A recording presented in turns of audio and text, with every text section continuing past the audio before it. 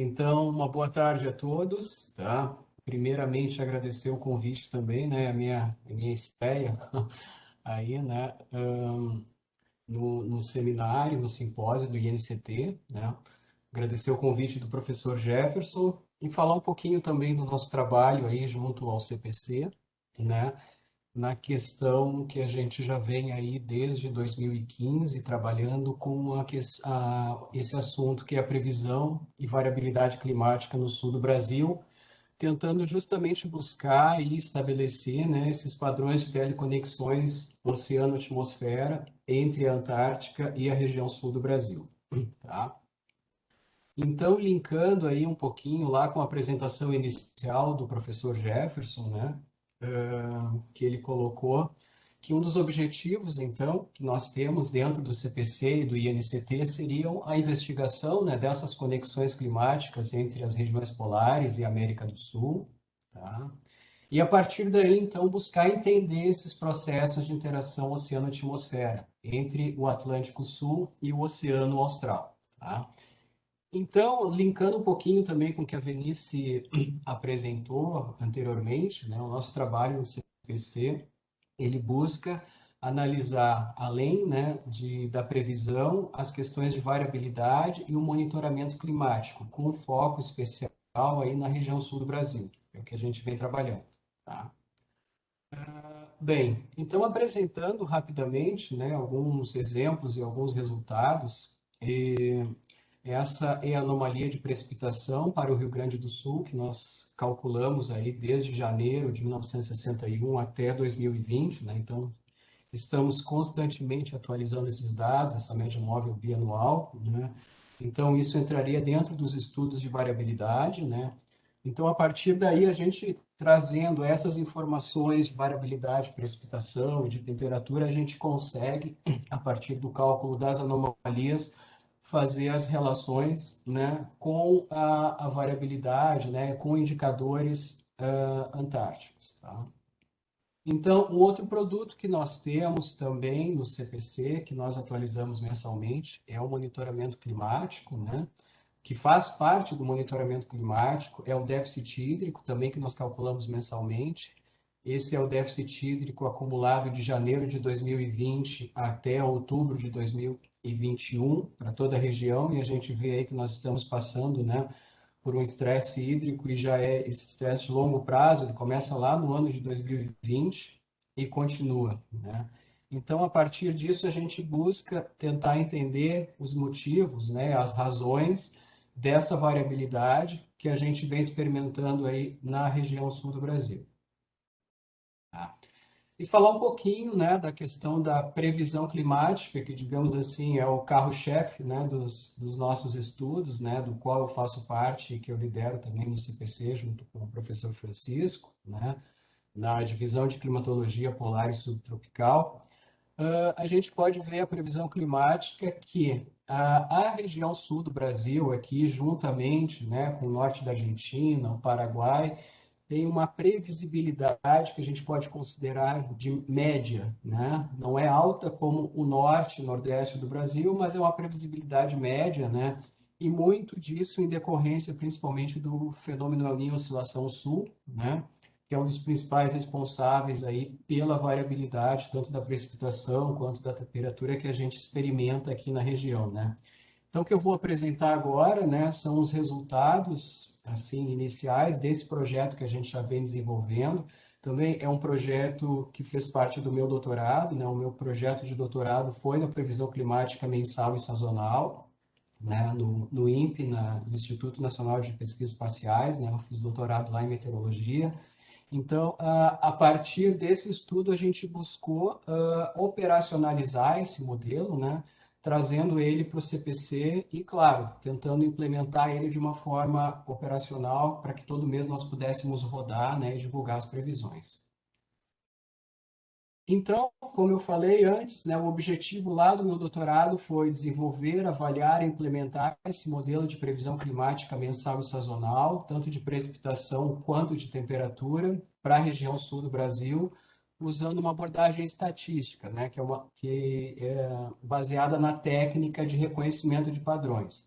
Sei que muitos de vocês já devem ter ouvido falar desse termo, né? Reconhecimento de padrões. Ele é uma disciplina científica que é usada em várias áreas do conhecimento, né? Engenharia, informática, né? Tudo hoje em dia é através de padrões, né? Quando a gente coloca lá o dedo no celular para desbloquear, né? É um reconhecimento de padrão, né? Do padrão digital. Então, tudo hoje em dia, na nossa vida, tem um pouco do reconhecimento de padrões, né? E essa disciplina ela também é usada na meteorologia e na climatologia, né? E o objetivo dela é a classificação de objetos em categorias ou classes, né? Então, o que eu vou apresentar aqui é mais ou menos de uma forma inversa, né? Eu vou apresentar primeiro os nossos resultados e depois como a gente chegou neles, né? Ou como a gente vem chegando nesses resultados. Tá? Então, inicialmente, esse é o modelo, né? Esse é o resultado das previsões mensais que a gente vem divulgando, né? No CPC, essa é a previsão climática de precipitação para o mês de outubro de 2021, ou seja, mês passado, né? Então, nós fizemos essa previsão. Esse mapa da esquerda é a previsão do desvio em milímetros, e o mapa da direita, a previsão em categorias e classes de probabilidade, né? Então, esse mapa da direita, por exemplo, que mostra a probabilidade, a gente pretende, né, atribuir uma certa confiabilidade, ou seja, qual a área que a gente está prevendo que é mais confiável ou menos confiável para a previsão climática, né? Então, a gente buscou, digamos assim, inspiração nos próprios modelos que o IRI, né, os principais institutos de pesquisa em clima, divulgam, né, que são as classes, né, ou seja, abaixo, dentro da normal e acima da normal, e a probabilidade de ocorrência, ou digamos assim, a confiabilidade, né, se essa previsão é mais, em que área esta previsão é mais confiável ou menos confiável, né? Então, trazendo aqui agora o resultado do que foi observado no mês de outubro passado, agora, né, comparado com a nossa previsão. Claro que eu brinco que a gente traz sempre os melhores resultados, os melhores modelos, né? Mas a gente teve uma surpresa muito boa, assim, de que a gente conseguiu prever de alguma forma um padrão, né? A gente, claro que prever os valores em milímetros, né? Em meteorologia isso já é difícil, então ainda mais dentro da climatologia se torna ainda mais difícil, né? Prever um valor de um desvio em milímetros, se a chuva vai ficar, né? Um valor de 150, 200, 300, mas a gente pode prever isso em categorias ou classes. Então a gente teve assim um resultado muito satisfatório. A gente vem tendo, especialmente quando a gente consegue prever os padrões de precipitação como aconteceu mês passado, né? E aí entrando, então, agora fazendo o caminho inverso, né? Como é que a gente faz essa previsão, que variáveis a gente utiliza, né? Então, hoje nós estamos trabalhando com todos esses indicadores, são 17 indicadores, a gente vem atualizando isso mensalmente, né? Então, claro que os principais indicadores que a gente usa para previsão climática são do El Niño e Laninha, né? São os indicadores da região do Enos, né? Mas aqui em laranja a gente pode ver também que nós utilizamos tanto a oscilação antártica quanto a oscilação do Ártico, oscilação do Atlântico Norte. Então, tem vários indicadores que a gente usa que apresentam, né, assim como a Vinícius também mostrou na apresentação dela, que mostram uma correlação assim com a variabilidade da precipitação aqui na região sul do Brasil, em especial do Rio Grande do Sul. Então, como o nosso foco aqui, né, é tentar estabelecer essas correlações que a gente tem entre Antártica e sul do Brasil, né, eu trouxe esse gráfico que a linha laranja representa a oscilação antártica, né, ou o SAM, a variabilidade filtrada, né, com filtro média móvel aí, bianual. E em azul nós temos as anomalias de precipitação no Rio Grande do Sul especificamente, né? Então, a gente pode verificar, sim, né, visualmente, que existe uma correlação bastante interessante, né, entre o SAM, a oscilação antártica, e as anomalias de chuva aqui no Rio Grande do Sul especificamente. Tá? Bom, e a partir dessas correlações, a gente começa, né, a tentar inferir justamente quais são os possíveis mecanismos de teleconexões, né, entre essas variáveis, né? Então, para a precipitação, nós verificamos que, né, a circulação atmosférica no continente antártico e nas suas adjacências mostrou uma importância bastante considerável para a previsão, né, de chuva em todas as regiões que eu analisei. Na verdade, na tese, né, eu vou mostrar com o mouse aqui, eu analisei essa região aqui, né, ao sul de 10 graus sul, e pega aí a região sul, sudeste, basicamente centro-oeste do Brasil, né? Então, isso foi classificado em 3 regiões para temperatura, 4 regiões para precipitação, e a gente, então, a partir daí, começou a tentar entender, né, quais são as variáveis mais importantes para a previsão, né? Então, para 5 minutos. precipitação, perfeito. Então, para precipitação, por exemplo, a gente destacou aqui, né, algumas variáveis na Península Antártica, aqui, a altura geopotencial em 700 e 850, conteúdo de água precipitável no Mar de Weddell, né, a circulação em 250, temperatura em 850 também, todas essas variáveis, né, aqui, tanto no continente antártico quanto nas suas adjacências, elas foram importantes para a previsão, né, de precipitação.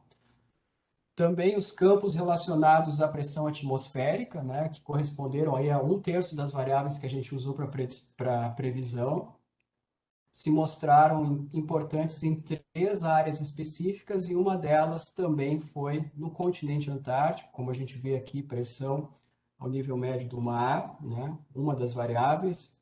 Aqui, altura geopotencial em 700 na Península Antártica. Todas essas variáveis foram importantes, né, para a previsão.